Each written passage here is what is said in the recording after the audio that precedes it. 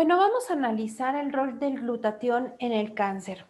Hay una gran pregunta, ¿usar el glutatión o no usarlo durante el tratamiento en cáncer? Vamos a tratar de darle una respuesta a esto y ver cuál sería el protocolo mejor para nuestros pacientes, sobre todo por las bases científicas que nosotros tenemos en cuanto a la administración de esta sustancia y B, en aquellos pacientes que padecen cáncer y que llevan un tratamiento, ¿ok? Bueno, para empezar, sabemos que nuestro cuerpo está formado por más de 100 billones de células y que cada una de ellas se diferencian para desarrollar diferentes funciones. Son totalmente específicas en cada órgano, en cada tejido para desarrollar sus funciones necesarias. Sin embargo, cada una de ellas está limitada, sus divisiones están limitadas por ciertos aspectos químico-biológicos que nos van a dar pauta a cuántas veces se van a dividir y van a formar parte de los tejidos. Esta división celular sabemos que está controlada por dos sistemas, un sistema que las estimula a dividirse y un sistema que las inhibe en su división, ¿vale? Como algo básico, sabemos que el material genético depende del ordenamiento de 4 bases, las cuales sabemos que es la adenina, la timina, la guanina y la citosina, y que cada una de ellas en pareja con otra de ellas, siendo así un par la timina con la adenina y la citosina con la guanina. Aparte vamos a tener una pentosa, a ver, vamos a ver acá. Vamos a tener una pentosa que va a estar fosforilada, que es acá el fósforo que tiene, que se llama desoxirribosa, y entonces esta unión va a formar el ADN o el DNA, y que van a ser dos líneas, dos cadenas que van a estar emparejadas y las cuales por cargas eléctricas van a estar enrolladas.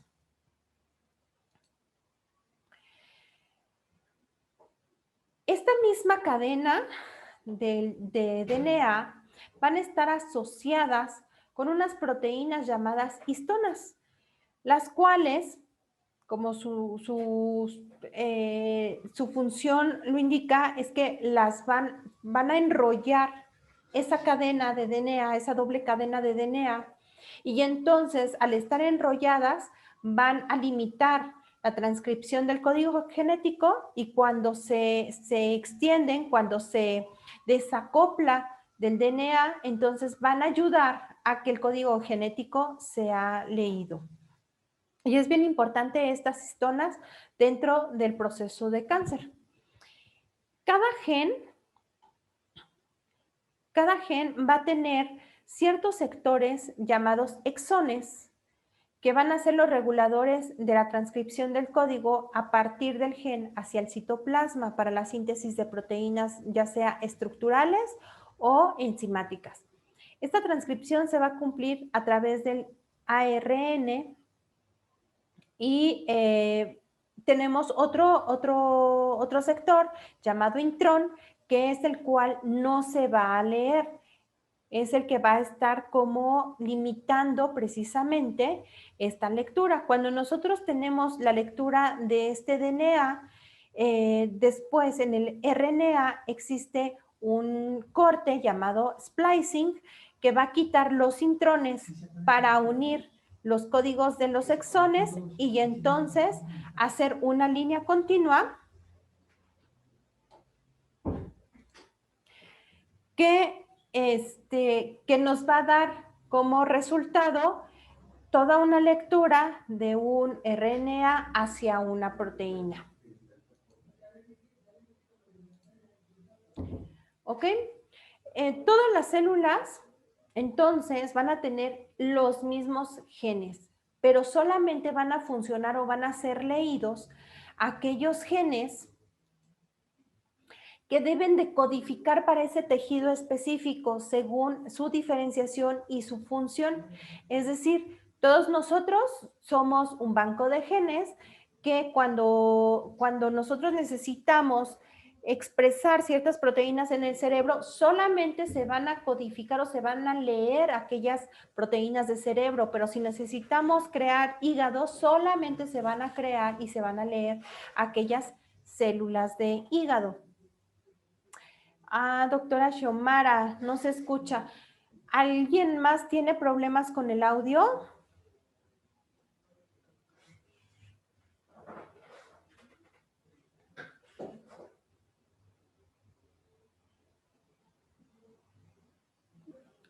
Doctora, si me pueden ayudar, si no sé si sea nuestra conexión o la conexión de la doctora Xiomara que no escucha. Si me pueden ayudar escribiéndonos en el chat.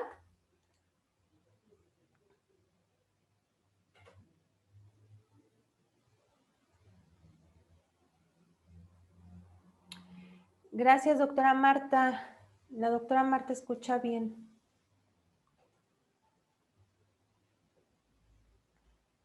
Creo que es la conexión de la doctora Xiomara.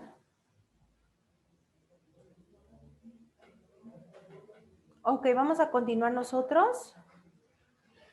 Gracias, doctora Claudia. Bien, entonces yo les decía que todo nuestro código genético es el mismo en todas nuestras células, pero los exones que se van a codificar o que se van a leer van a ser diferentes de acuerdo a la especificidad de los tejidos de los diferentes órganos.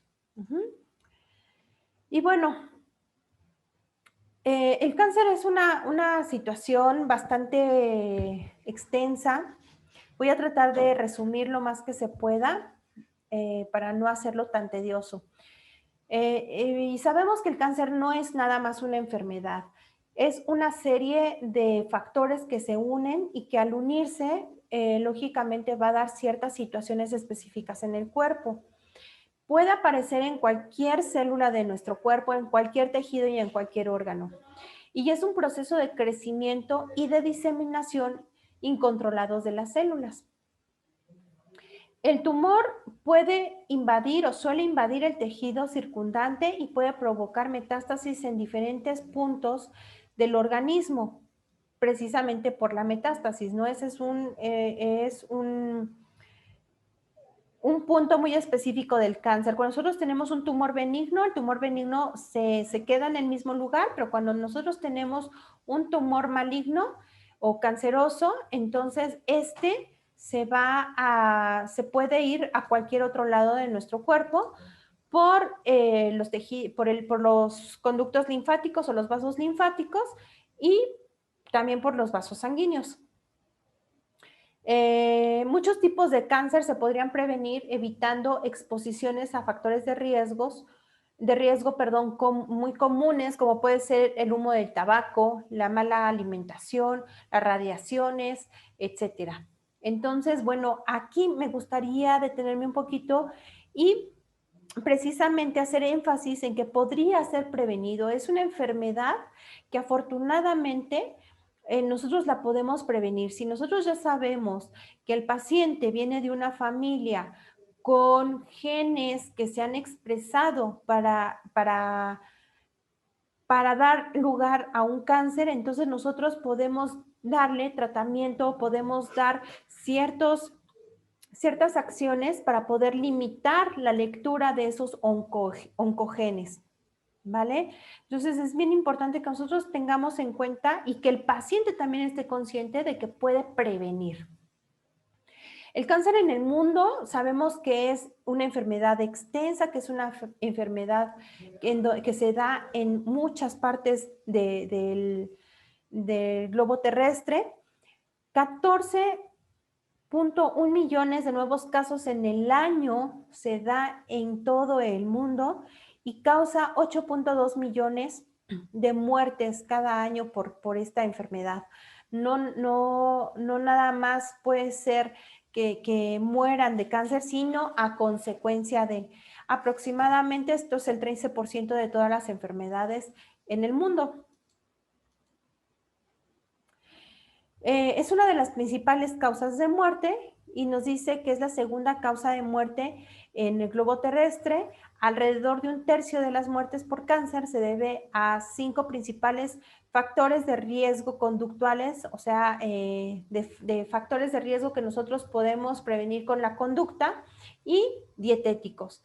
¿Cómo puede ser el índice de masa corporal, que va muy en conjunto, cuando está elevado, va muy en conjunto con la con iniciar una enfermedad oncológica? La ingesta reducida de frutas y verduras, sobre todo por la cuestión de los antioxidantes, la falta de actividad física, el consumo de tabaco y el consumo de alcohol. Y acá tenemos una gráfica en donde nosotros estamos viendo que las enfermedades cardiovasculares es el primer lugar. Estos son datos del 2016. Necesitaríamos checar el del 2020. Pero bueno, el del 2016 nos queda que la primer causa de muerte son enfermedades cardiovasculares. El segundo lugar es el cáncer de diferentes estirpes.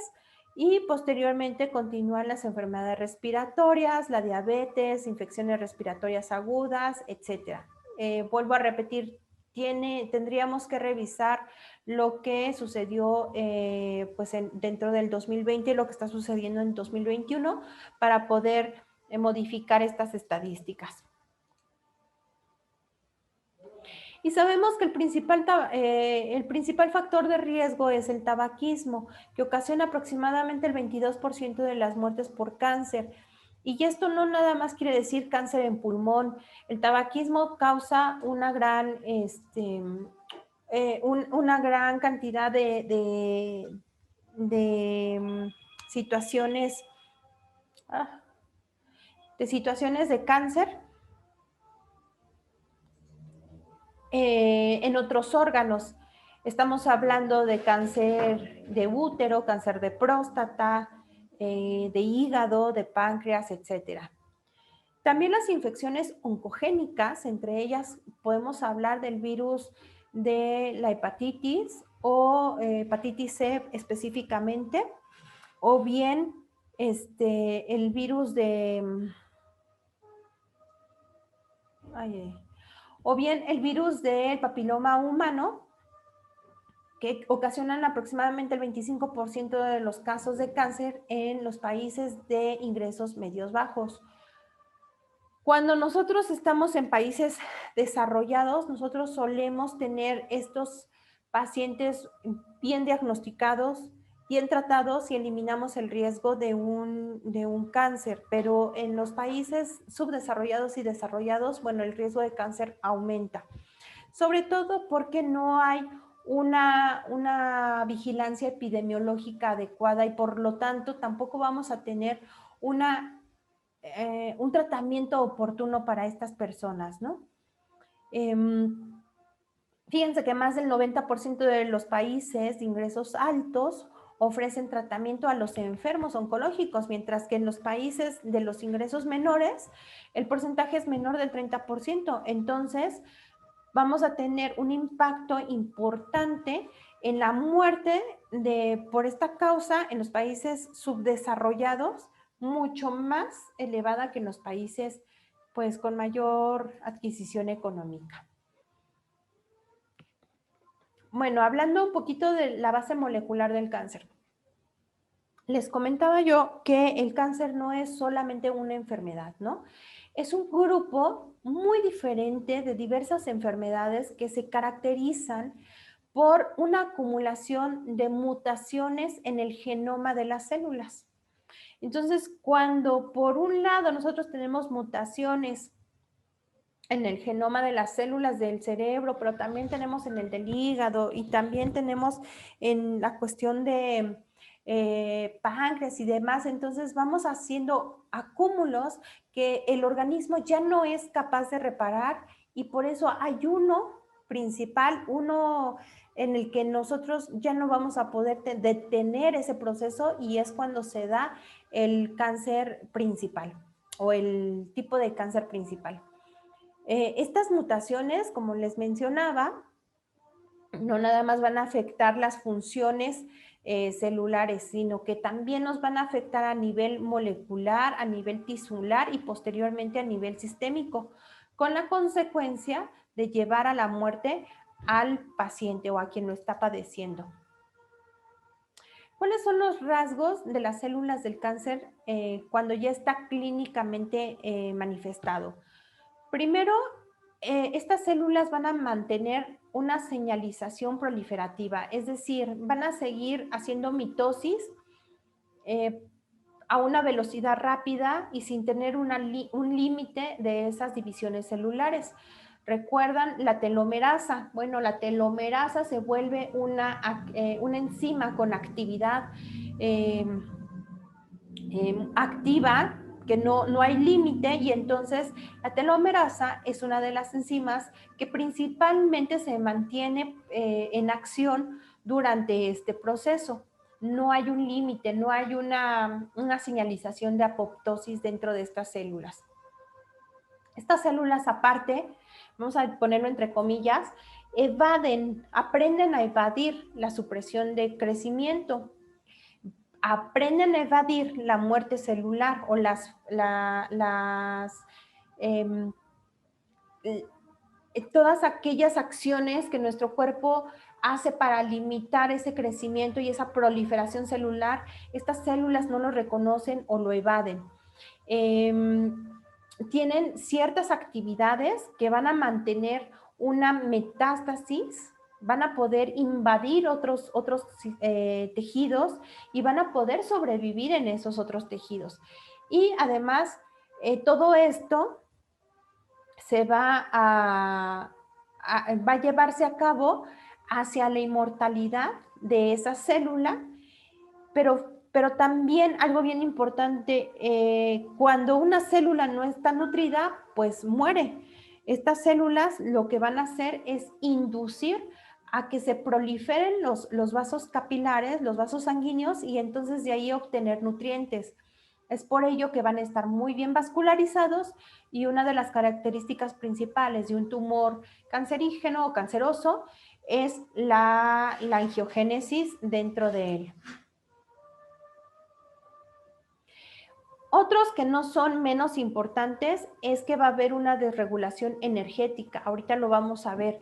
El metabolismo de la célula cambia completamente para que cuando nosotros no tengamos una oxigenación, ellos cambian a una oxigenación anaeróbica, pero además de eso, cuando se le sigue dando oxígeno a esa célula, en lugar de obtener ciertos ATPs como son las células normales, nosotros vamos a obtener más ATPs que le van a dar más energía a esa célula cancerosa y van a poder sobrevivir y van a poder hacer mitosis más fácilmente que las células sanas. También hacen una evasión a la respuesta inmunitaria. Entonces, aprenden a esconderse de aquellas células que van a ser sus asesinas, como son las natural killer, las células asesinas naturales. Estas células sabemos que son específicas para eliminar precisamente las células que están mutadas, pero las células que están mutadas aprendieron a evadir a estas células. Entonces, es un juego que van entre ellas como si estuvieran jugando escondidas. Entonces, ellas aprenden a eliminar esa respuesta, a cubrirse de aquellas células asesinas. Por otro lado, las células cancerosas van a promover inflamación. Al promover inflamación, vamos a tener un ambiente específico y muy cómodo para que las células cancerosas puedan proliferar y se puedan expandir. Además de que su genoma es totalmente inestable y van a poder generar ciertas mutaciones una tras otra mientras hay mitosis de estas células cancerosas. ¿Cómo se genera el cáncer? Bueno, sabemos que hay factores desencadenantes de esta enfermedad. Una es cuando nosotros llevamos al cuerpo a una mayor acidez que alcalinidad. Y esto lo podemos llevar con cuestiones tan simples como son la alimentación, con bebidas y comidas ácidas, pero fíjense también que en las cuestiones emocionales juegan aquí un papel muy importante. ¿Por qué? Porque la cuestión emocional va a echar a andar una cascada de estrés oxidativo tan importante que nos va a acidificar nuestro medio. Físicamente también lo podemos ver en cuanto al medio que nos rodea. Si recordamos un poquito, pues ahora encontramos la epigenética, y la epigenética no es más que cómo el medio ambiente conlleva a una lectura diferente de nuestro genoma. Es decir, aquellos genes que normalmente no se leen van a ser transcriptos por el medio ambiente que está rodeando a la célula. Entonces, ese medio físico también es bien importante y tiene que ver con radiaciones ultravioleta, con radiaciones electromagnéticas, con altas temperaturas o muy bajas temperaturas, eh, con metales pesados en el medio ambiente, con metales pesados en los alimentos, además del estrés y el envejecimiento fisiológico que nosotros podemos observar día tras día, ¿no? El envejecimiento también tiene mucho que ver con precisamente con estas cuestiones que están acá arriba, y uno de las enfermedades que nos mencionan que son partes del envejecimiento, pues es el cáncer. Y entonces pensamos como un niño que su cuerpo es joven, que todavía no está envejecido, que en un niño puede haber cáncer. Pues sí, pero ese niño puede tener una célula que está senescente, que a partir de que se empezó a crear en el útero materno, tuvo un envejecimiento prematuro, y entonces nos está dando lugar a una célula senescente que a su vez está dando lugar a un cáncer en la edad infantil. Entonces, bueno, eso tiene que ver mucho con genética y mucho con epigenética, sobre todo de la madre, ¿no? No dejo atrás al padre, al genoma paterno, pero sí tiene más que ver con el genoma materno. El interior de la célula, para que la célula pueda funcionar, tiene que tener un cierto pH, sobre todo para funciones dependientes de él, como es la glucólisis, la gluconeogénesis, la síntesis de DNA, la proliferación celular y el funcionamiento de ciertos canales que ingresan a la célula ciertos minerales y que exportan de la célula otros ciertos minerales. El metabolismo celular, por ende, por naturaleza, va a producir hidrogeniones que deben de ser equilibrados o tamponados antes de que nosotros, de que las células puedan excretarlos fuera de ellas. Además de que las proteínas celulares y otras macromoléculas van a ejercer precisamente un papel tamponador para el sistema de transporte sodio e hidrógeno, que es la vía más importante para la eliminación de las células. Sabemos también que el pH extracelular es un reflejo del pH intracelular.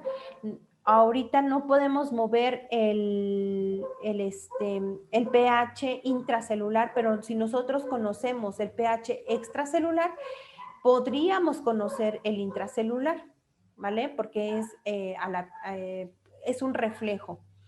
La concentración de hidrogeniones en el cuerpo se regula de una forma muy exacta, ya que las proteínas intracelulares como las enzimas y los canales que yo les mencionaba anteriormente son muy sensibles al pH. Si este se desequilibra más hacia la alcalinidad o hacia la acidez, lógicamente estos van a dejar de funcionar y entonces vamos a tener como expresión una enfermedad. Dentro de la dieta, nosotros vemos, por ejemplo, de este lado, del lado izquierdo, cuáles son los alimentos con pH ácido y cuáles son los alimentos con pH alcalino. En general, nosotros podríamos decirle a nuestros pacientes que todo aquello, es en general, que todo aquello que está vivo todavía va a tener una tendencia hacia la alcalinidad. Todo aquello que nosotros consumimos que no está vivo nos va a tender hacia la acidez.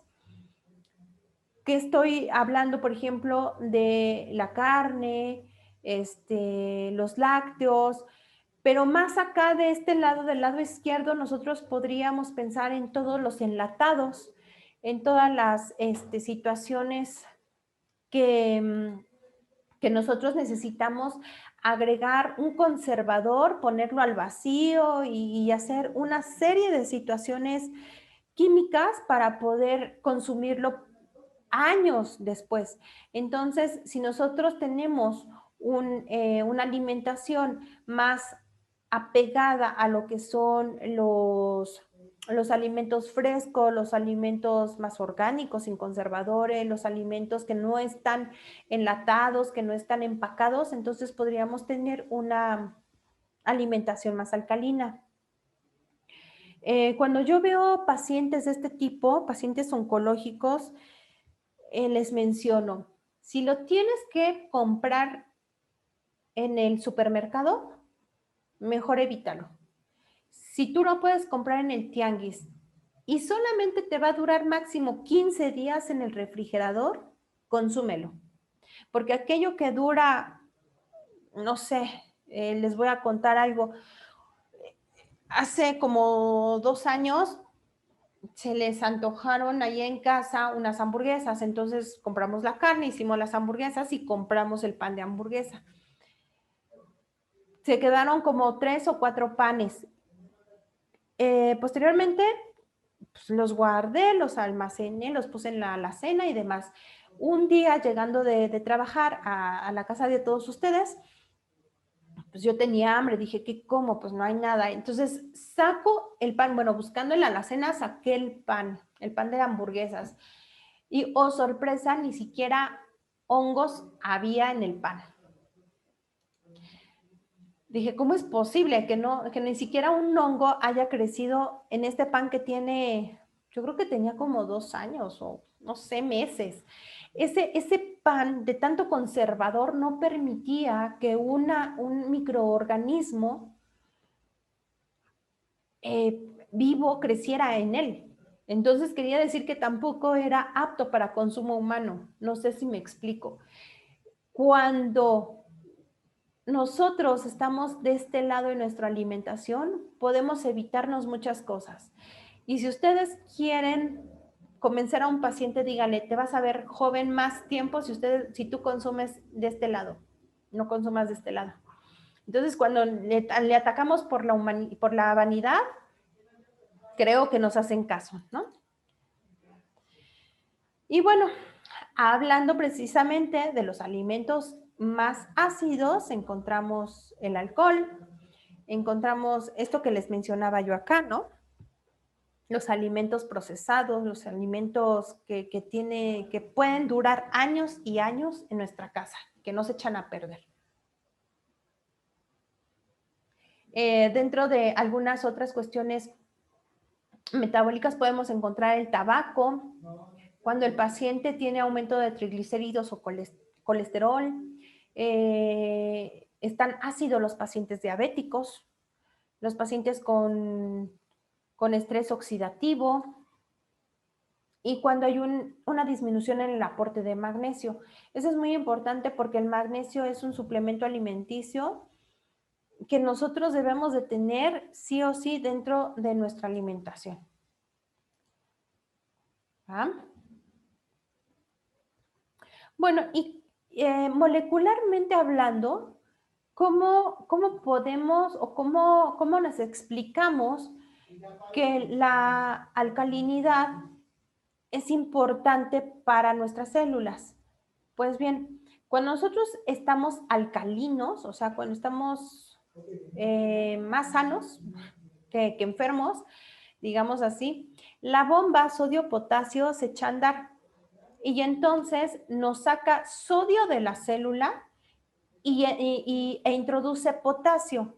haciendo uso de la energía celular que es el ATP. ¿Ok? Esta bomba, entonces, recuerden, sacan sodio, meten potasio y utilizamos energía. ¿Qué es lo que sucede en una acidosis metabólica? Que no siempre tiene que dar sintomatología. Una acidosis metabólica puede ser muy leve y puede venir por una ingesta excesiva de lípidos, de alcohol, etcétera, o un estrés emocional bastante fuerte. Cuando nosotros tenemos esta acidosis, los hidrogeniones del medio extracelular van a entrar a la célula. ¿Por qué? Porque se están acumulando afuera de ella. Entonces, cuando entra a la célula, las partículas de potasio van a salir para que pueda estar estable ese medio extracelular e intracelular. Pero cuando nosotros tenemos el potasio afuera, lógicamente se va a meter el sodio. Entonces se va a invertir la bomba sodio-potasio, creando un acúmulo de sodio afuera, perdón, adentro, un acúmulo de potasio afuera y haciendo, esto es bien, bien importante, y haciendo que el agua penetre con el sodio. Entonces, cuando nosotros metemos agua, pues estamos hinchando la célula, ¿verdad? Para poder diluir ese sodio que se encuentra adentro. Entonces, cuando nosotros tenemos un exceso de sodio en el interior de la célula, además de agua, va a permitir la entrada de ácidos, va a dejar la entrada y el acúmulo de toxinas dentro de la célula. Lógicamente va a estar hinchadísima, va a tener muchas toxinas adentro y entonces las mitocondrias no van a poder generar esa energía eficientemente para todos los demás organelos y para todas las demás acciones metabólicas, ni tampoco para poder eliminar las toxinas dentro de ella. Entonces, al dejar de funcionar como la mayor parte de las funciones celulares, en la membrana celular también van a dejar de funcionar todas aquellas bombas que nos van a mantener el equilibrio entre el medio extracelular y el medio intracelular.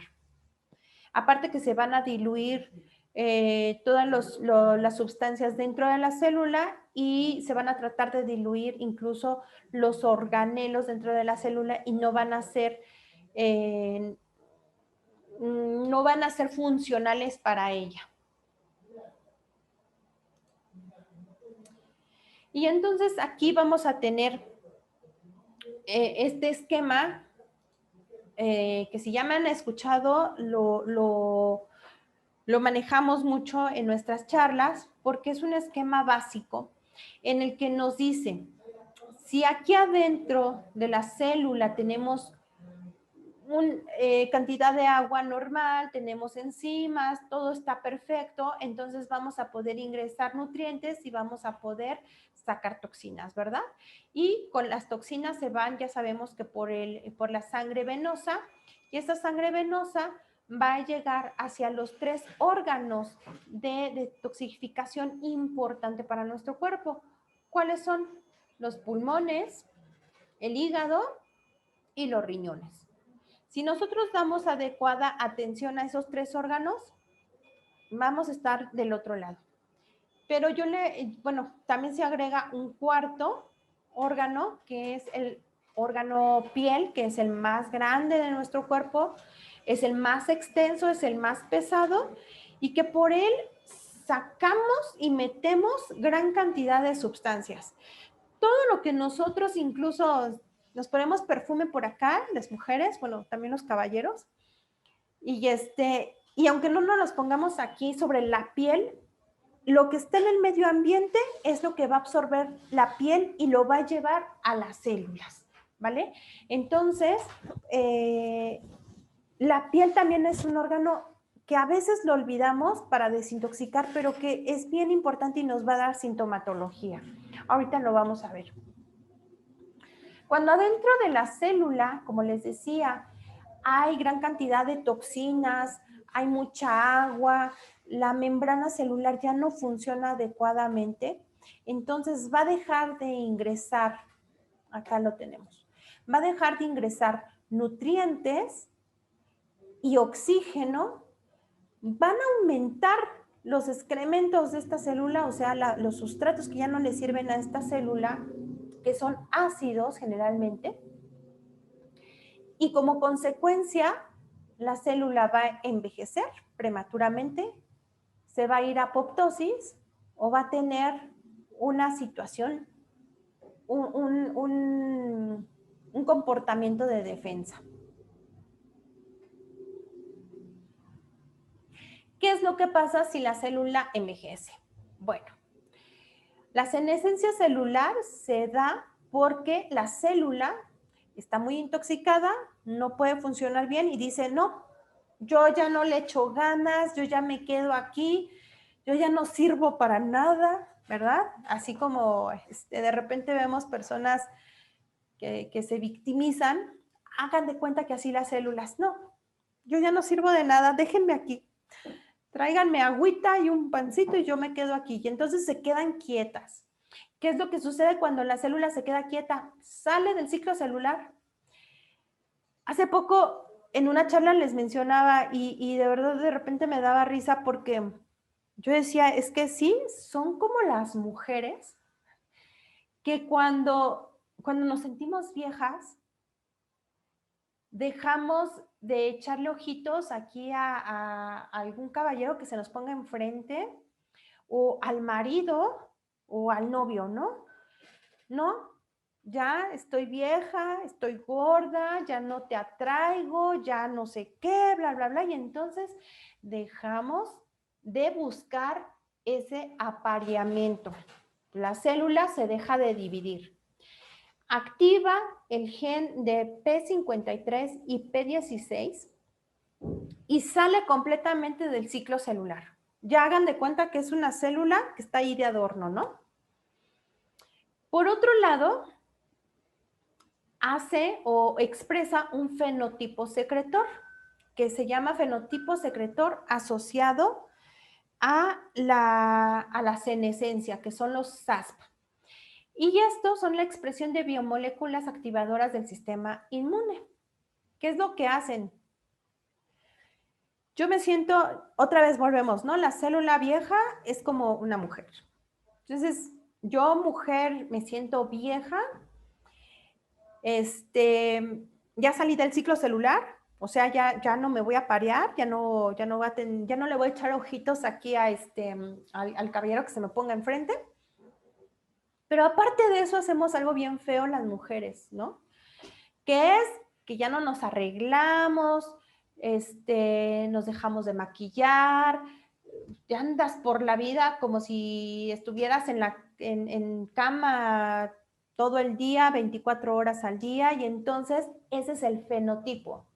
Lanzamos así señales por todos lados de que, mira, estoy vieja, ya no sirvo, tráiganme un chal, échenme agüita bendita, no sé qué tanto, ¿no? Entonces hagan de cuenta que es lo mismo. La célula saca un bracito y dice, estoy vieja. Esta es una expresión de biomoléculas activadoras de sus asesinos. Saca la manita y dice, estoy vieja, no sirvo, yo ya no hago mitosis, entonces le atraigo precisamente a esos biomoléculas que son parte del sistema inmunológico para que me asesine, para que ya me saque del cuerpo completamente, ¿vale? Entonces, ese es un fenotipo secretor asociado a la senescencia.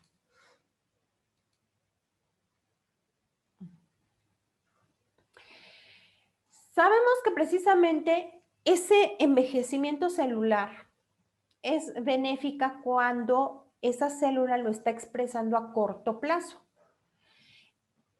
Pero cuando se expande por una gran cantidad de células o cuando se expande el daño por un tiempo crónicamente y se acumula, va a pasar a ser perjudicial. ¿Por qué? Porque estas células que nosotros tenemos aquí como senescentes van a empezar a cambiar y ahorita lo vamos a ver cómo. Dice, las células senescentes se acumulan con el tiempo mientras envejecemos. Hasta ahí estamos bien. Cada una segrega su fenotipo de senescencia en su microambiente, lo que va a activar alrededor la respuesta inmunológica. O sea, ella quiere que la asesinen. Entonces, ese sistema inmunológico lo va a mantener así a las vivas para que cuando la compañera también se sienta vieja, también se la coma, ¿no? Y la otra vieja también se la coma, y así va a estar.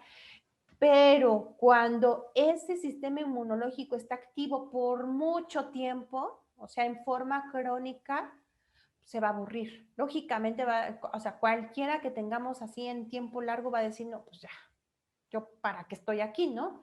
Entonces, se va a agotar el sistema inmunológico y va a dejar de ser deficiente.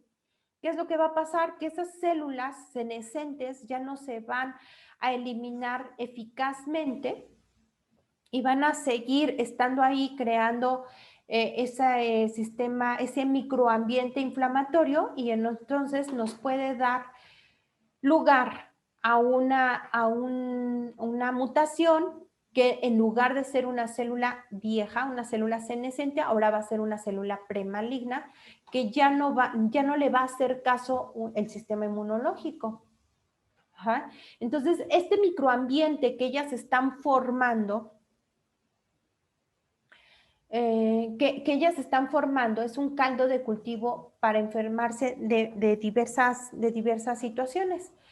Pueden ser desde una aterosclerosis, ¿verdad? Porque vamos a formar fibrosis de esas células que pues solamente están envejecidas y se están fibrosando. Podemos formar un tejido fibroso, hasta enfermedades autoinmunes que el sistema inmunológico ya lo tengamos hasta acá y diga, pues ahora voy en contra de hasta las sanas. Entonces van a formar enfermedades autoinmunes, pero también se pueden escapar y entonces nos puede dar como resultado un proceso oncológico. Esta inflamación crónica va a dañar los tejidos, la matriz extracelular también se va a dañar, no va a cumplir su función de soporte y los factores de crecimiento van a estimular una división celular que ya no va a ir dirigida hacia las células normales o hacia las células sanas. Ahora va a dar lugar a una división celular en las células malignas, lo que va a facilitar la aparición del cáncer. Ahora, aquí es bien importante hablarles sobre la matriz extracelular y su función de soporte. Cuando la matriz extracelular está muy bien compuesta, está sana, vamos a tener colágeno dentro de ella. Y estoy hablando desde la piel, que nosotros sabemos que el colágeno es como el pan de cada día de los médicos estéticos y de los cirujanos plásticos, pero también es importante para nosotros los médicos funcionales y biológicos, porque cuando la matriz extracelular tiene una buena cantidad y una buena calidad de colágeno, nosotros vamos a tener bien al límite las células y entonces no vamos a permitir que una célula que está mutada pueda disiparse alrededor de ella o en el tejido, sino que forma como una red. Esa red va a hacer que no se vayan hacia todos los demás lugares esa célula que está mutada, sino que la mantenga sitiada, así que la mantenga en un solo lugar y pueda venir el sistema inmunológico y la elimine. Pero cuando esta matriz extracelular se sale de control y está toda flojita, ya no tiene buena cantidad de colágeno, entonces puede dar lugar a que se extienda un tumor o a que tenga una metástasis.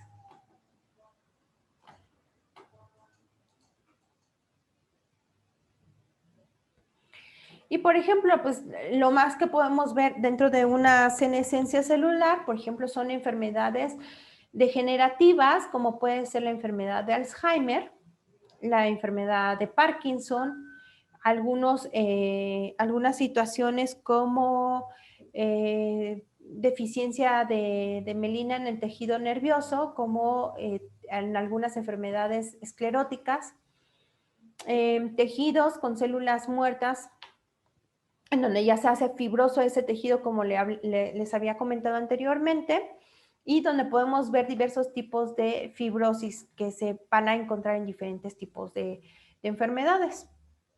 Esto es cuando la célula toma la primera opción y se comporta como una célula vieja. ¿Qué pasa si es una mamá soltera, una mamá que lucha, una mamá pues bien fuerte, ¿no? Se convierte en una célula con una capacidad de defensa. Esa célula que está acumulando líquidos, que ya no sirve su membrana celular, dice, no, yo no me voy a dar por vencida, yo le voy a echar ganas, voy a luchar. Y entonces esa célula busca la forma de defenderse y va a asimilar líquidos, va a acumular líquidos dentro de ella. Primero, para diluir todas esas toxinas que están dentro de ella. Y segunda, porque al expandirse, hagan de cuenta que abre como su membrana y va a permitir más fácilmente el acceso de nutrientes, no por medio de bombas, sino por medio de canales pasivos, ¿vale? Entonces, va a meter ella nutrientes por ese medio. Pero otra forma de luchar, otra forma de defensa es robar los iones que nos van a ayudar a mantener ese medio alcalino cuando está ácido, y entonces va a robar esos iones positivos de tejidos óseos principalmente. ¿Cuáles son esos iones que va a robar? Calcio, sodio, potasio, etcétera, para ayudar a reaccionar con los ácidos y formar sales que se van a precipitar dentro de los tejidos blandos.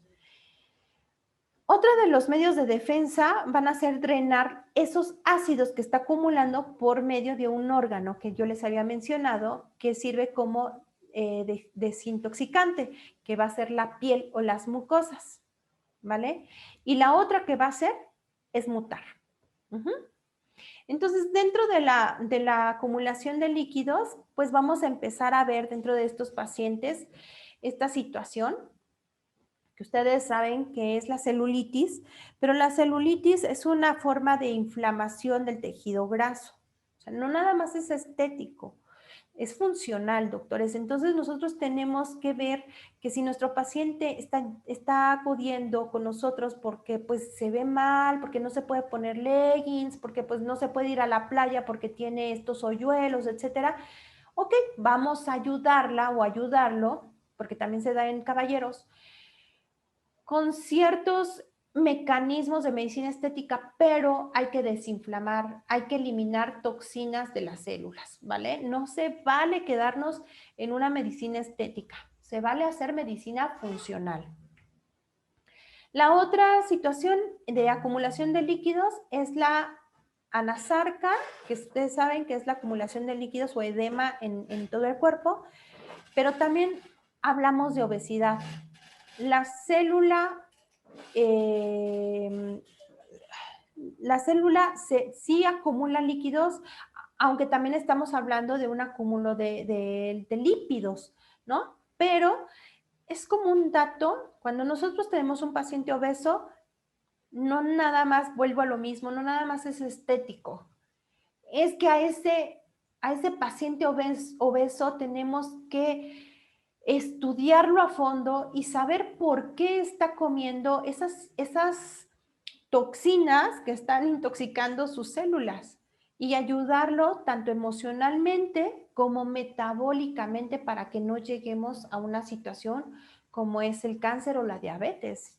Diabetes creo que si bien nos va, porque el cáncer sería peor, ¿no? ¿Cómo se roban los iones positivos? Bueno, como les había mencionado, jalan de los huesos principalmente estos iones que pueden ser calcio, potasio, etcétera.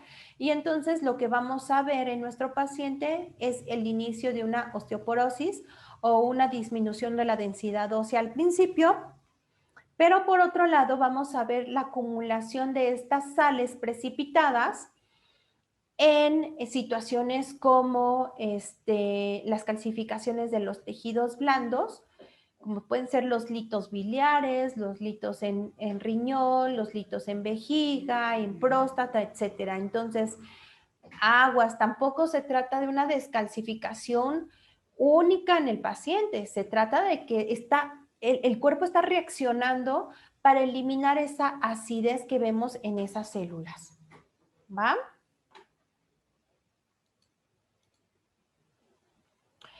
Y cómo está drenando esos ácidos que tiene dentro de la célula por medio de piel y mucosas, pues precisamente por enfermedades dermatológicas, como puede ser la psoriasis, los eczemas, el acné.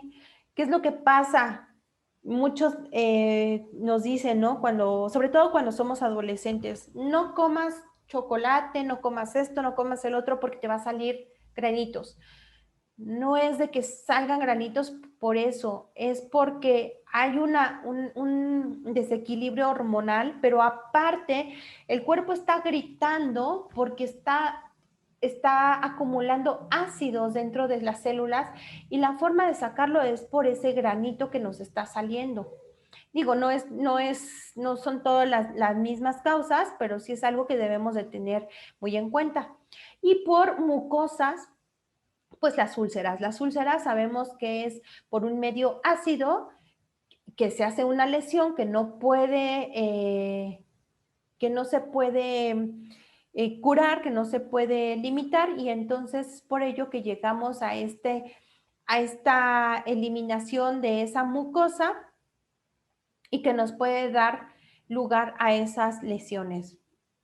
Entonces, aquí tenemos las enfermedades dermatológicas y enfermedades incluso gastrointestinales que pudieran estarnos gritando así de necesito desintoxicar estos ácidos que tengo adentro.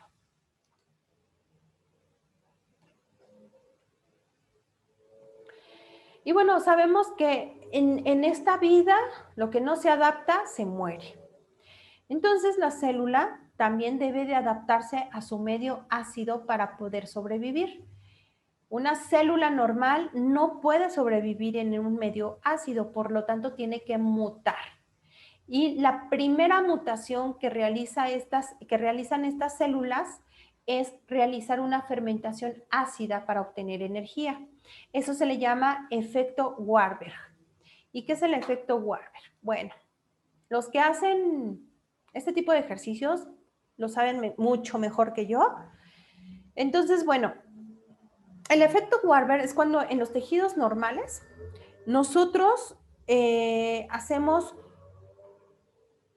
usamos la fosforilación oxidativa que generan 36 moléculas de ATP y que se le llama glucólisis anaeróbica. Y nos va a dar, con esos dos con la glucólisis anaeróbica nos va a dar 2 moléculas de ATP. Con una misma molécula de glucosa pueden obtener 18 veces más energía usando oxígeno en la mitocondria en comparación con la glucólisis anaeróbica. Los tejidos normales solo usan esta vía que es menos eficiente en ausencia de oxígeno cuando, por ejemplo, se hace un ejercicio muy fuerte que se llama sprint, que crea ácido láctico y entonces al crear ácido láctico cambia el metabolismo de la célula y entonces obtiene esas 18 veces más ATP que en una situación normal. Para ello bueno, cuando es una situación normal, los atletas tienen que hacer una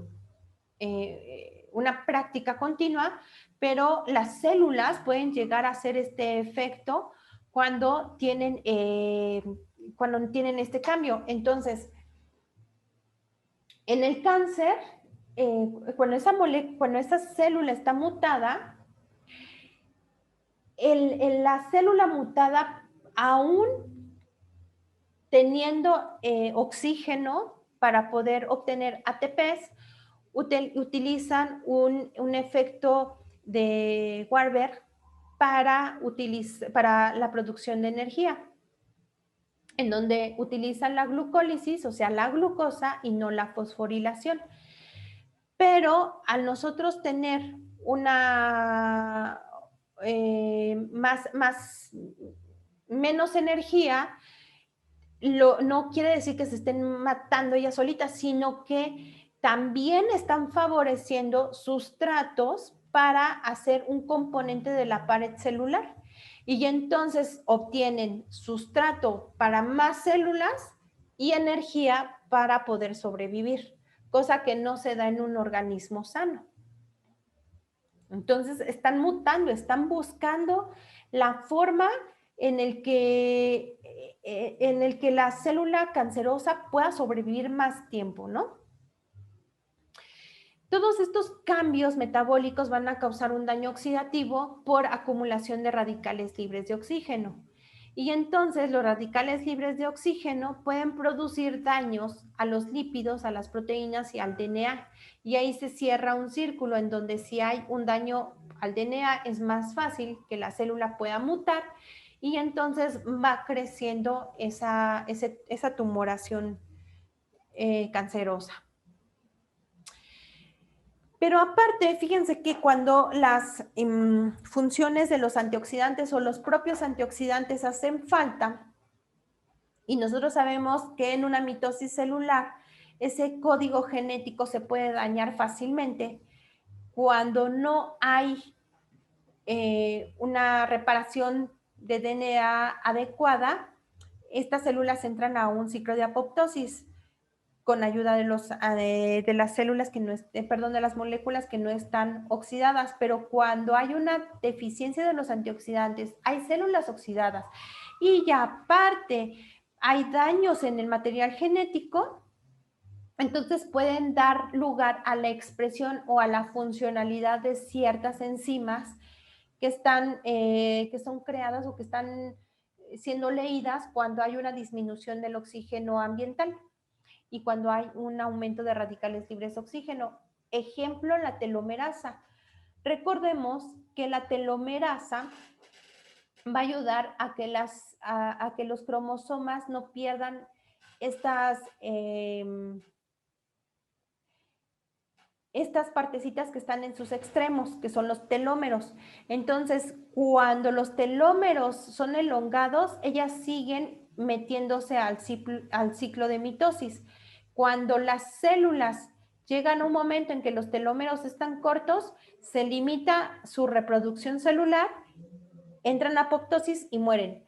¿Y qué pasa cuando la telomerasa le repara los telómeros a la célula cancerígena? Le repara, pues hacen precisamente de esa célula una célula inmortal que la célula inmortal va a dar lugar a otras células iguales a ella y entonces van a favorecer el crecimiento o la aparición de un tumor maligno. Entonces, si vemos la telomerasa, pues sí puede ser buena cuando nosotros estamos buscando un rejuvenecimiento o una vacuna antiedad, pero siempre y cuando esté dentro de una célula sana y normal.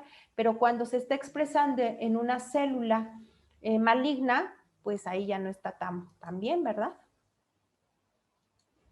Ya no es trato para nosotros. Y bueno, pues continuamos con estas mutaciones. Al principio les hablaba de la epigenética. La epigenética nos van a dar cambios que pueden ser heredables, que pueden pasarse de una generación a otra, pero que muchas veces esos cambios no son tan buenos y pueden ser positivos como pueden ser negativos. Positivos, estamos hablando de que los organismos que tienen cambios epigenéticos pueden sobrevivir más tiempo en el medio ambiente en donde se están manifestando, incluso sus descendientes. Pero cuando estos cambios epigenéticos se están dando para que una célula precancerosa o cancerosa siga viviendo, entonces ya no es adecuado. Las modificaciones epigenéticas, recordemos que se dan en las histonas al desenrollarse y al ser leídos como código genético, ya sea por una metilación que es lo que los mantiene enrolladitos, o una acetilación, que es lo que los va a mantener elongados, que no van a estar acoplados a las histonas y que van a poder ser leídos. ¿Va? Listo. Esta desrepresión es uno de los mecanismos biológicos que pueden cumplirse en una célula cancerosa, y esa célula puede hacerse indiferenciada. ¿Por qué? Porque recordemos que al principio yo les mencioné que todo el código genético es el mismo en todas mis células, pero que se reprime o se desreprime, o sea, se lee cuando yo tengo una especialización en mis tejidos. Entonces, una célula del cerebro no va a tener la misma desrepresión o represión que una célula de hígado y viceversa. Pero cuando esta desrepresión viene de esa epigenética al desacoplarse de esas histonas, entonces lo que nos va a dar lugar es a una disminución de diferenciación celular o diferenciación tisular. Cuando nosotros tenemos esas represiones o esas lecturas aberrantes, podemos expresar ciertos antígenos que también nos puede dar como resultado una limitante en la apoptosis, por ejemplo, o en la mitosis, y es cuando todo el tejido empieza a comportarse ahí medio raro, medio extraño, que nos da lugar precisamente a estas lecturas que no deben de ser en ciertas células. En aquellos mamíferos complejos, los mecanismos de modificaciones epigenéticas parecen ser dinámicos y también pueden ser reversibles mediante eventos coordinados en su desarrollo. Pueden sufrir cambios específicos durante varios procesos celulares importantes, como la progresión del ciclo celular y la diferenciación. Y sabemos que esta lectura de la epigenética se da gracias a la metilación del DNA, ¿va? La metilación del DNA o ADN se produce en la citosina de la secuencia CPG, en que están implicadas en la regulación epigenética. Hagan de cuenta que hay unas islas dentro de los genes que se repite CG, citosina, guanina, citosina, guanina, citosina, guanina, en un cierto periodo de ese gen. Es ahí donde se metilan, donde llega la proteína, la histona, y se envuelven. Pero cuando se pierden esas islas, es entonces cuando se desregula, o cuando la metilación no llega a esas islas, se desregula, se cambia la conformación, y entonces se elonga y son leídos esos genes. Entonces, se ha visto que en el cáncer, alguna de estas islas de citosinas y guaninas, normalmente no metiladas, están a menudo hipermetiladas para silenciar genes que son supresores tumorales. Pero también, por otro lado, en los genes pro-oncogenes se da viceversa y se puede desmetilar más fácilmente, sobre todo por aquellos alimentos que nos están dando esa metilación.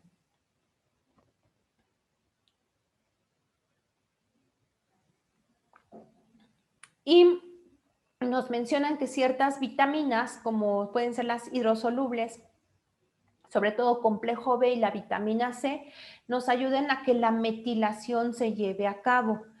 Si nosotros tenemos estas vitaminas dentro de nuestra alimentación, la metilación está ahí y entonces podemos silenciar los genes.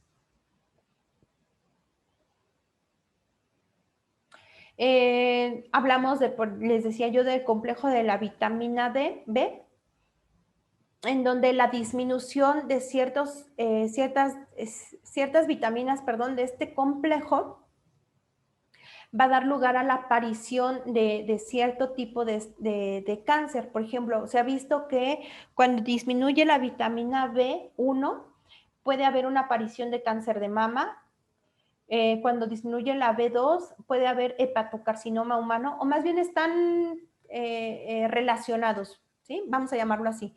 El cáncer de mama se disminuye cuando hay una deficiencia de vitamina B1 y así posteriormente.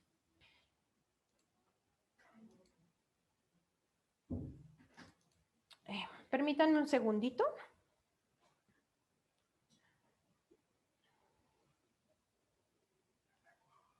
Por favor.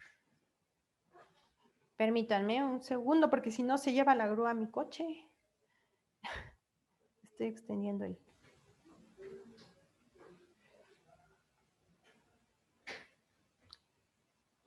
Perdón, gracias. Y les mencionaba la relación que tiene la deficiencia de vitamina B2 con hepatocarcinoma humano. La disminución de vitamina B3 se ha asociado con silenciamiento de genes, sobre todo en la condensación mitótica de la cromatina y con la respuesta celular del ADN al daño, es decir, que el DNA está más sometido a un daño por radiación ultravioleta o radiaciones electromagnéticas. Gracias. El ácido fólico, por ejemplo, su disminución afecta la producción tanto de bases púricas como pirimídicas y por lo tanto va a tener el DNA un patrón de metilación inadecuado que puede aumentar el riesgo de cáncer, principalmente el colonorrectal. Creo que este es el mismo. La vitamina C. Aquí en la vitamina C es bien importante y ustedes han escuchado hablar sobre el tratamiento de megadosis de vitamina C cuando el paciente ya tiene algún cáncer. Fíjense que la vitamina C ha demostrado que en concentraciones farmacológicas disminuye las mutaciones de DNA inducidas por radicales libres de oxígeno, como puede ser el peróxido de hidrógeno. Y esto se ha visto en células específicamente de riñón humano y de una manera dependiente de la dosis. Es decir, voy a decir una marca, el consumir un redoxón o dos tabletas de estas de redoxón al día no nos va a disminuir la mutación o el riesgo de mutación en el riñón para una persona que ya tiene un gen o que ya tiene genética de cáncer renal, sino que tenemos que aumentar las dosis. Y bueno, con la vitamina C pues también es un rollo porque si nosotros aumentamos dosis de vitamina C vía oral, pues podemos tener efectos adversos importantes como puede ser una diarrea bastante importante, pero bueno, hay situaciones en las que nosotros podemos administrar la vía intravenosa. También se ha demostrado que en células, que en líneas celulares tumorales humanas, la deficiencia de la vitamina C eleva la actividad del factor transcripcional que se induce por hipoxia. Entonces, cuando un paciente está sometido a una hipoxia, vamos a decir una influenza tipo A, por ejemplo H1N1, que disminuye el aporte de oxígeno, bueno, pues podemos tener una actividad ahí, gatillo, en la que se aumenta el factor transcripcional de ciertos prooncogenes y puede dar lugar a un cáncer específico. Cuando está bien ingresada la vitamina C, también puede aumentar la actividad transcripcional de ciertos genes.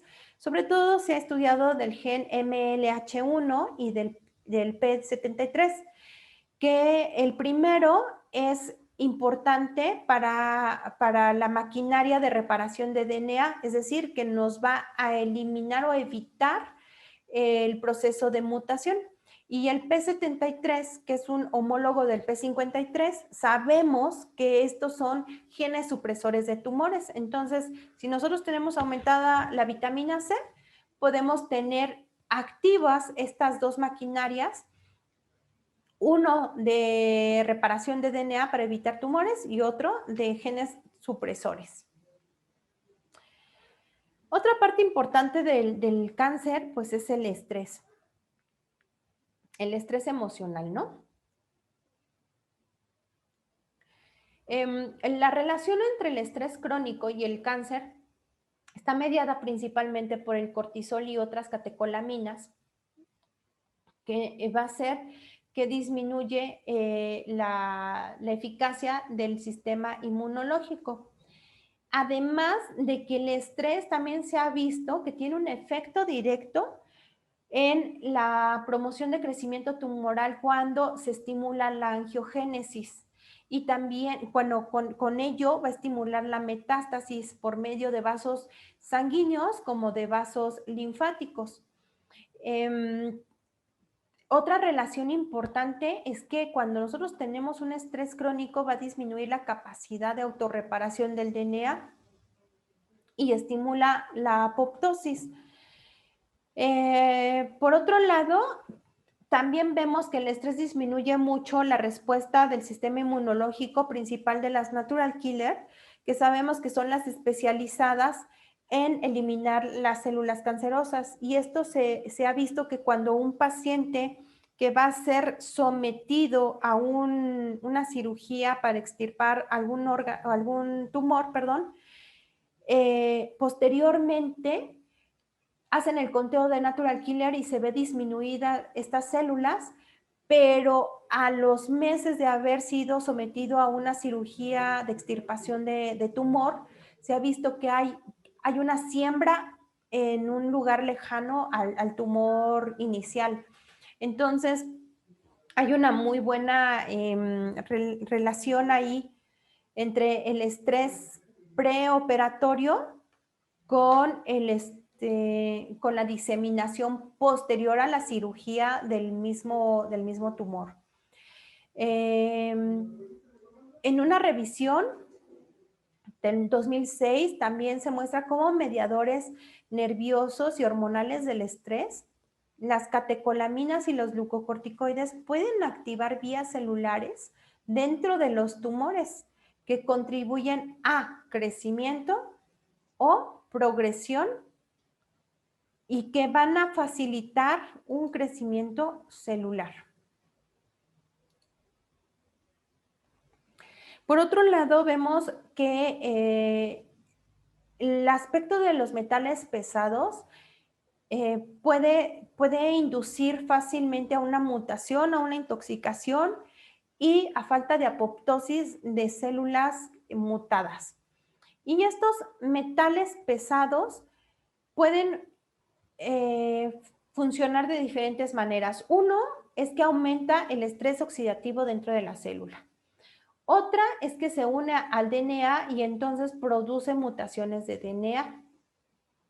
Y por lo tanto, proteínas mutadas o proteínas con funciones deficientes.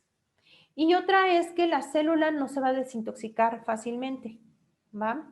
¿Por qué? Porque es como si tuviéramos mucha basura dentro de nuestra casa y al momento de que nosotros queremos meter nuestros alimentos, que entre agua, que entre aire, pues no vamos a poder. ¿Por qué? Porque tenemos tanta basura que no va a ser eficiente todos aquellos elementos que nosotros necesitamos para vivir.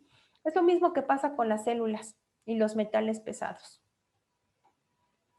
Otra cuestión, la falta de oxígeno. Este medio hipóxico va a activar una cascada señalizadora que va a inducir o reprimir la transcripción de muchos genes implicados en angiogénesis, metástasis y en el metabolismo de la glucosa y supervivencia de la célula. Recordemos que cuando nosotros estamos en hipoxia, la célula va a envejecer y se va a sentir como la víctima y va a sacar la manita y va a decir, hey, yo soy vieja, yo estoy fea, yo ya no sirvo, bla, bla, bla. Y entonces va a llamar a todo el sistema inmunológico, lo va a cansar, hagan de cuenta que es el marido cansado, que ya no va a funcionar, se va a sentar el sistema inmune y entonces esta célula va a cambiar, va a mutar y entonces va a ser un proceso canceroso. Es así como funciona la hipoxia. Y es un regulador positivo para el crecimiento tumoral y su inhibición va a producir supresión humoral. Entonces, dentro de la hipoxia, nosotros vamos a tener alteraciones isquémicas como en un tejido normal. Podríamos tener situaciones dermatológicas como una psoriasis, una descamación rápida de la piel, una inflamación de esa piel, preeclampsia, alteraciones metabólicas en diversos órganos como el EPOC en pulmón, diabetes en el páncreas y en sus receptores, principalmente músculo esquelético, y así como lo más grave que ponen aquí, pues sería un proceso de cáncer. Y bueno, ¿cuáles son las opciones que tenemos para darle batalla al cáncer? En primera, podemos extirpar el tumor. Si el tumor está pequeño, si lo hemos diagnosticado a buen tiempo, si no tiene metástasis, si tiene buenos límites, adecuados límites para poderlo extirpar. Otra opción que tenemos es una radioterapia, o sea, quemar el tumor.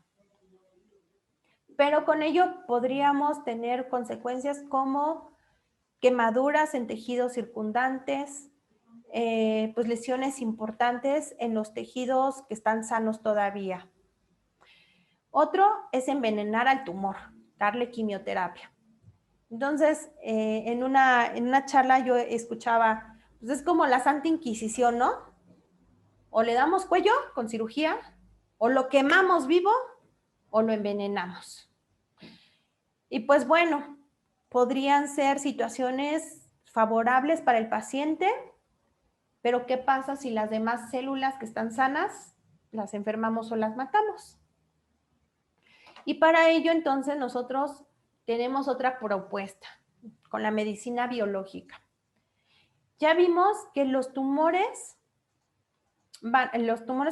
cancerosos van a crecer en un medio ácido. Entonces, ¿qué tal si le cambiamos el medio, lo alcalinizamos? Ya vimos que los tumores cancerosos pueden tener su inicio con una célula que está absorbiendo mucha sal, mucho sodio. ¿Qué tal entonces si le damos una dieta hiposódica? También podríamos tener enzimas proteolíticas que generalmente son dextrogiras, porque se me olvidó decirles que cuando el metabolismo celular cambia, nos da como consecuencia proteínas no funcionales que son levógiras, o sea que van hacia la izquierda. Entonces nosotros deberíamos de darle dextrógiras que giren hacia la derecha. Pero también el cáncer o los tumores cancerosos se dan en lugares en donde hay hipoxia. Entonces, ¿qué tal si oxigenamos el sistema? ¿Cómo podríamos alcalinizar? Bueno, primero, para alcalinizar tendríamos que recuperar funciones de hígado y riñón, ¿no? Y dar una dieta alcalinizante. Yo les mencionaba, la dieta alcalinizante yo creo que es algo que podría ser muy fácil, incluso para los pacientes entender. Come cosas vivas, come cosas que todavía estén, que tú las partas y que puedas ver el agua saliendo, ¿no? ¿Como cuáles? Pues son todos aquellos alimentos verdes que salgan de la tierra, que si tú los dejas afuera 1 o 2 días, que pues ya lo veas todo marchito, o sea, cosas que todavía tengan células vivas y de aporte nutricional. La comida debe estar constituida por alimentos alcalinizantes en mayor proporción que los alimentos acidificantes. Lo vimos en la tablita. Hay que adaptar las porciones a las circunstancias y las capacidades metabólicas de cada persona, es decir, consumir los alimentos ácidos cuando el organismo está preparado para ello. Por ejemplo, para las llamadas personas metabolizadores débiles, es mejor consumir la fruta por tarde cuando su metabolismo funciona a pleno rendimiento y tiene la capacidad de eliminar sus componentes ácidos sin problema. Yo esto lo quitaría y yo nada más daría una alimentación alcalina.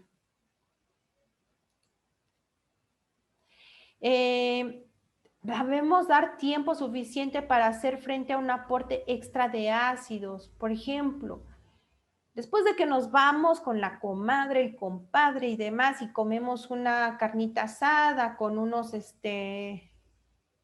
con unas bebidas que yo no conozco que se llaman cervezas, creo, alcohol, en los excesos navideños, bueno, nosotros debemos darle tiempo a nuestro cuerpo que antes de otro festejo, nuestro cuerpo sea capaz de recuperarse con una dieta adecuada.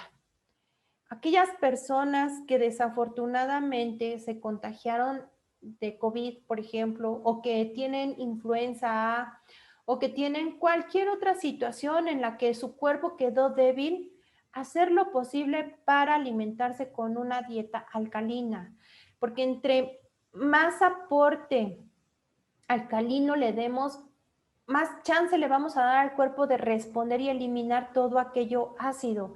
Y entonces vamos a evitar la probabilidad de que esa acidez nos permita hacer una mutación celular. ¿Ok? Debe incluir una parte de alimentos frescos en forma de ensaladas y fruta fresca diario. Bueno, eso ya lo sabemos. Una dieta hiposódica. La dieta hiposódica es no sobrepasar los 2.3 a 2.5, que serían 25 gramos de sal, no, 2.5 gramos de sal al día, ¿no? Evitar ciertos alimentos que aunque sean verdes, tienen gran aporte de sodio, como acelga, apio, espinaca, zanahoria, espárrago blanco, remolacha y alcachofa. Estos serían como los alimentos que más sodio pudieran tener y agregar otros alimentos verdes que tuvieran un poquito menos de sodio. Evitar los aditivos con sodio. Y bueno, aquí cuando los pacientes me dicen, ay, es que está muy difícil, ¿no, doctora? O sea, ver qué tiene benzoato sódico, qué tiene el sulfito sódico, qué tiene, le digo, ok, bueno, se lo voy a hacer mucho más fácil. No coma nada que necesite ir al súper por él. Coma todo lo que venden en el tianguis, bueno, tianguis fresco, ¿no? Así de sencillo. ¿Por qué? Porque todo lo que venden en el supermercado va a tener aditivos que necesitan ser, lógicamente, agregados para mantenerlos más tiempo en la bodega y posteriormente en los exhibidores y posteriormente en tu alacena. Entonces disminuye todo eso y come más cosas que puedan echarse a perder, que puedan echarse a perder. ¿Cómo vamos a alcalinizar? Una terapia que está bien probada, que es antigua, etcétera, es la hidroterapia.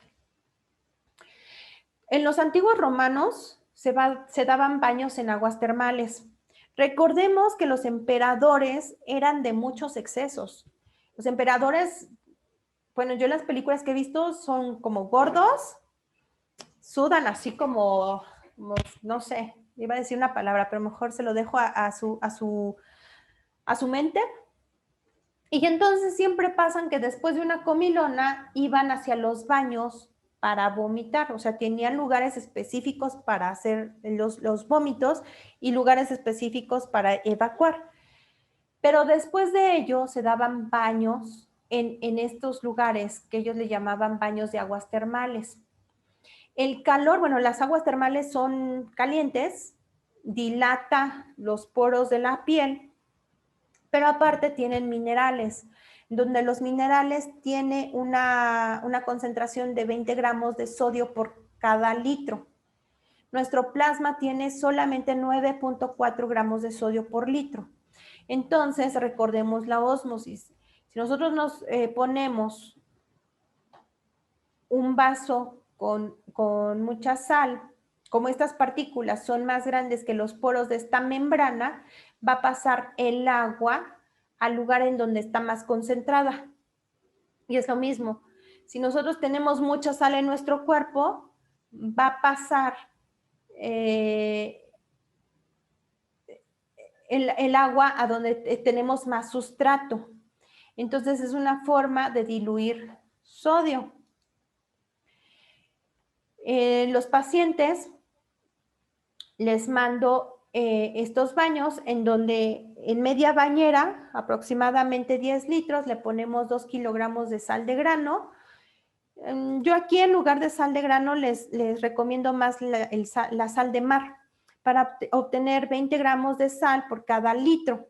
Y entonces hacemos una ósmosis del agua de donde tenemos más sal, recuerden que si la célula está acumulando sal, pues tenemos mucho sustrato de sodio y entonces se va a salir el agua, vamos a desinflamar o a deshidratar la célula y por lo tanto vamos a disminuir la concentración de agua dentro de la célula y vamos a ayudar a que funcione de una mejor manera.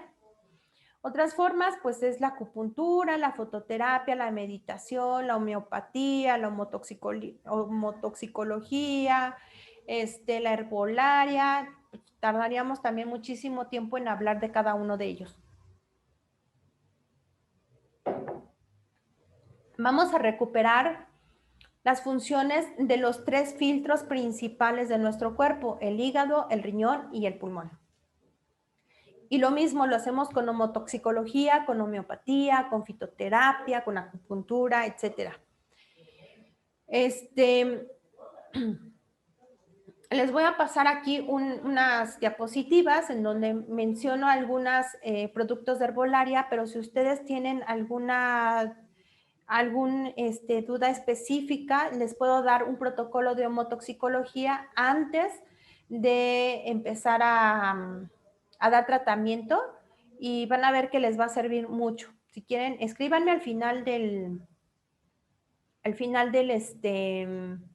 la charla, les voy a pasar mis datos, pero como es muy extenso, no quise ponerlo todo aquí, pero con mucho gusto si alguien tiene esa inquietud, se los puedo pasar.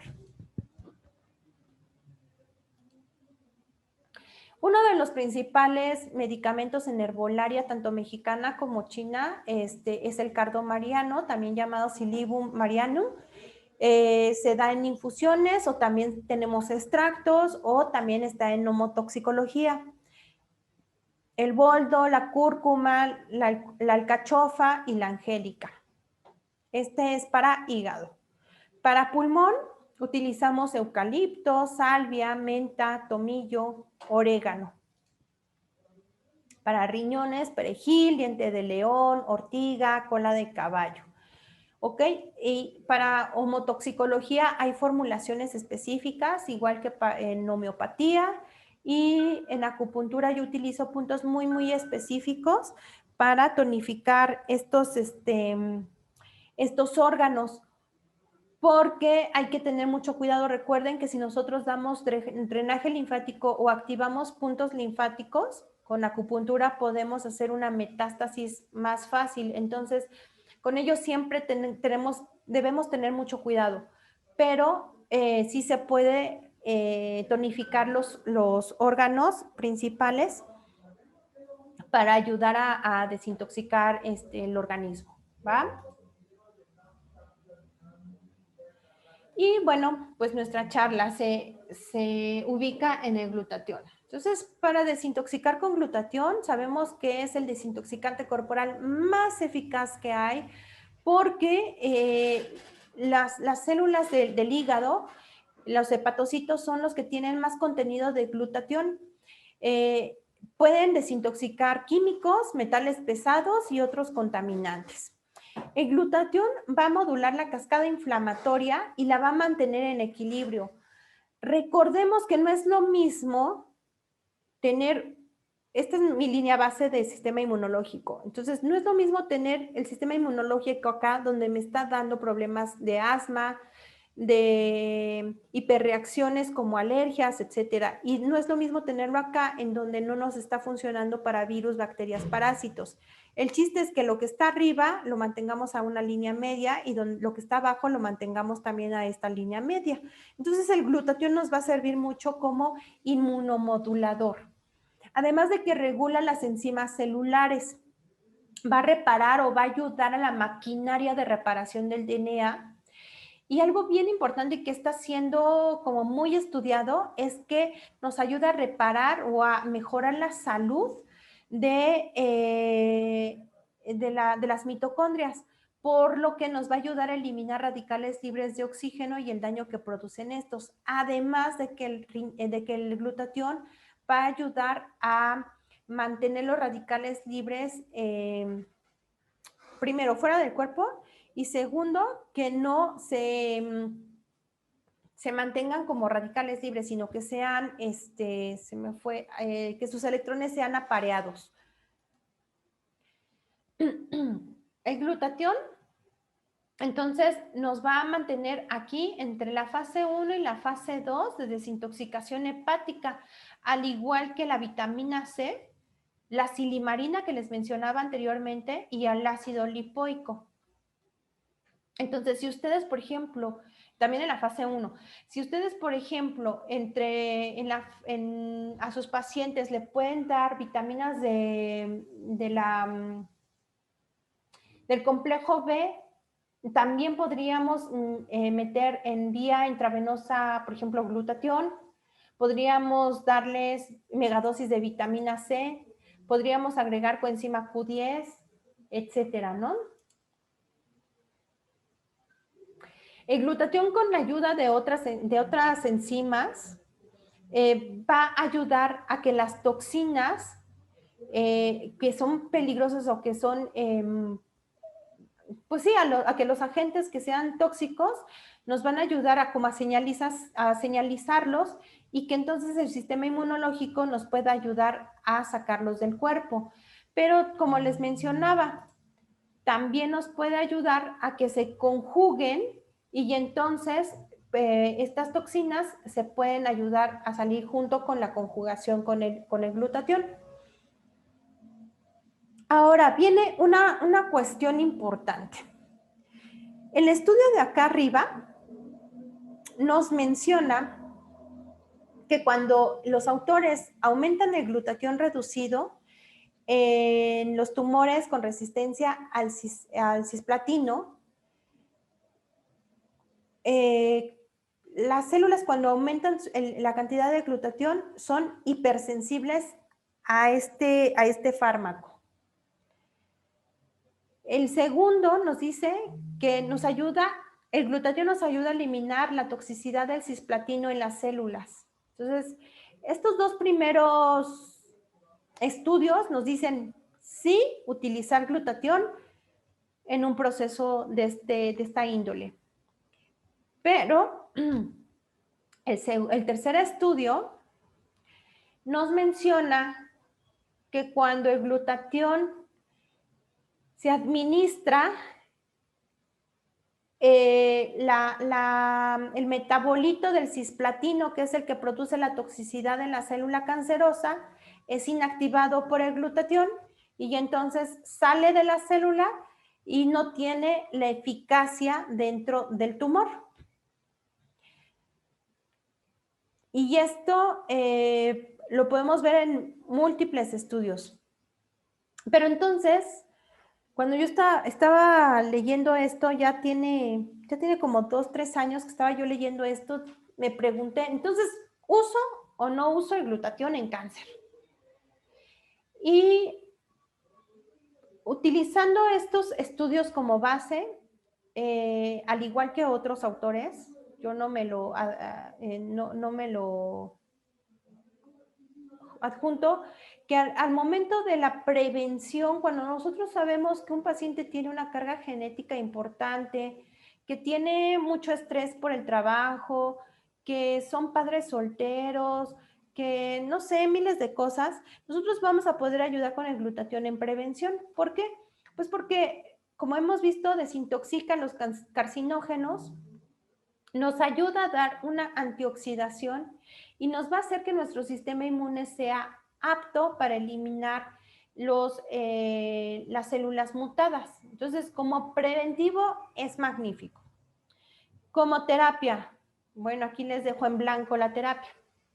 Como coadyuvante, posterior a la quimioterapia o a la radioterapia también nos va a funcionar.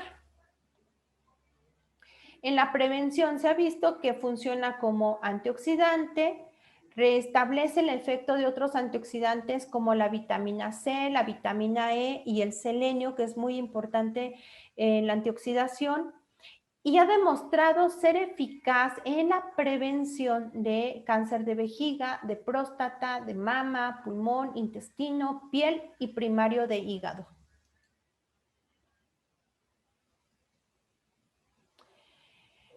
Ahora, como posibilidades terapéuticas, nos va a ayudar a limitar el daño en las células normales por quimio o radioterapia. El potencial terapéutico del aumento de glutatión en pacientes con cáncer que reciben quimioterapia o radioterapia es un estudio que salió en el Journal of Nutritional Oncology en el 2016 y el autor refiere que no se ha demostrado que los intentos de aumentar glutatión en sujetos humanos interfieran con el tratamiento. Sin embargo, hay otros estudios que refieren que sí hay interferencia.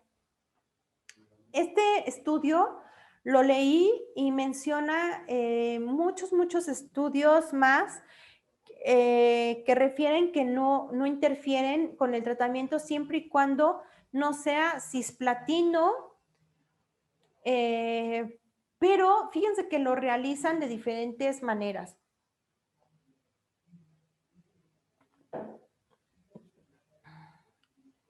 Siempre en estos estudios lo mencionan como tratamiento, pero en realidad es una prevención antes del cáncer o antes del tratamiento con quimio y radioterapia, o como una prevención y tratamiento de los efectos secundarios, es decir, después de la quimio y después de la radioterapia. Entonces, en realidad, no hay un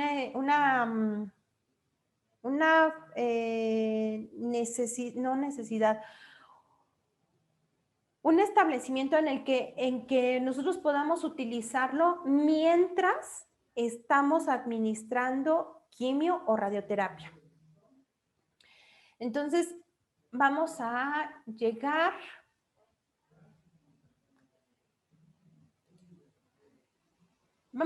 aquí bueno, y este es de terapia celular, en donde aumentamos funciones del sistema inmune, linfocitos T, linfocitos B y natural killer, ¿no? Bueno, este es como terapia celular en conjunto con sueros antioxidantes. Aquí está. Bueno, eso es a lo que quería yo llegar. Durante el tratamiento convencional se sugiere no usar glutatión. A pesar de que no hay una fuerte base para decirnos que el glutatión interfiere con la eficacia de los tratamientos, sobre todo de quimioterapia, no lo podemos dar. No podemos ser como tan irresponsables para decir no pasa nada, pónganlo, ¿no? No va a llegar a ese extremo. Pero entonces lo que les recomendamos es no usarlo durante el tratamiento, durante la administración de la quimio. Lo que sí podemos usar durante el tratamiento convencional es desintoxicar con la hidroterapia, alcalinizar con dieta, no usar o tener mucho cuidado con las cuestiones con acupuntura y drenajes linfáticos, de preferencia no usarlos, y utilizar detox homeopático o detox homotoxicológico, o quienes saben de herbolaria, pues con herbolaria, ¿sale? Pero lo que les podríamos agregar aquí es, bueno, llega un paciente y antes de que nosotros tengamos la fecha de que va a empezar con su quimio o su radio, 15 días antes, más bien, vamos a empezar a introducir el glutatión intravenoso en el momento en que nosotros tengamos el diagnóstico, a razón de una ampolleta. No sé quién ya conozca las ampolletas de glutatión, de tationil. Las voy a mostrar aquí. Aquí tenemos la cajita Este es el liofilizado. Este es el liofilizado de glutatión. Si lo pueden ver, pues es una pastilla, es un polvito. Y este es el diluyente que trae vitamina C. Entonces, lo que vamos a hacer es diluir el liofilizado con la ampolleta de vitamina C. Primero va a ser como un tipo de efervescencia muy leve. La vitamina C tiene que estar clarita, no puede ser un color ámbar muy fuerte. Lo vamos a pasar de esta ampolla a este vial y posteriormente, cuando nosotros tengamos el líquido ya transparente, lo vamos a pasar completamente a una solución fisiológica de 250 mililitros para pasarlo en no menos de 40 minutos. ¿Ok? Y este tratamiento, uno, lo vamos a pasar por semana. De ser preferible, lo podríamos pasar por 6 semanas, que es lo que viene el tratamiento completo en la caja. Y posterior a esta sexta semana, vamos a decirle al paciente que espere por lo menos una semana más y que puede iniciar con su tratamiento de quimio o de radioterapia. ¿Va? Si el paciente llegó ya tarde con nosotros porque le dijeron que, que va a empezar su quimioterapia en una semana, en 15 días, etcétera, en ese momento le ofrecemos la administración de glutatión, pero el chiste es dejarlo por lo menos 5 días antes de empezar quimio o radioterapia para ayudar a que el tratamiento sea eficaz y a prevenir los efectos adversos de quimioterapia. Bien, cuando haya terminado el ciclo de quimio, generalmente ya ven que les dan un ciclo y los dejan descansar. Entonces, en ese descanso, nosotros por semana vamos a administrar otra dosis, cada semana una dosis de glutatión, igual en 250 mililitros, en 40-45 minutos, hasta una semana antes de iniciar el siguiente ciclo de quimio o de radioterapia. Y así nos vamos. El chiste es que entre ciclos y ciclos nosotros estemos haciendo una antioxidación con el glutatión para ayudarle a todos estos efectos de desintoxicación, de eliminación de las células cancerosas, de eliminación de radicales libres que está existiendo en las células normales con una quimioterapia o una radioterapia, y de protección de apoptosis de las células sanas cuando estamos administrando terapias anticancerosas, las normales, ¿no? Las que ya conocemos. ¿Vale? Y al mismo tiempo, durante todo el tratamiento y de ser posible, nosotros nos quedamos con estos tratamientos el resto de la vida del paciente. Utilizamos estos más, la dieta, la hidroterapia, los detox, etcétera. Como les comento, podemos utilizar los detox homotoxicológicos por lo menos 2 veces al año sin problema. Podemos utilizar el glutatión también como mantenimiento una vez al mes después de que haya remitido el cáncer sin problema. Podemos utilizar terapia celular, podemos utilizar factores de transferencia, podemos utilizar un sinfín de tratamientos siempre y cuando nosotros sepamos en qué punto del tratamiento oncológico vamos a ofrecérselo a nuestro paciente.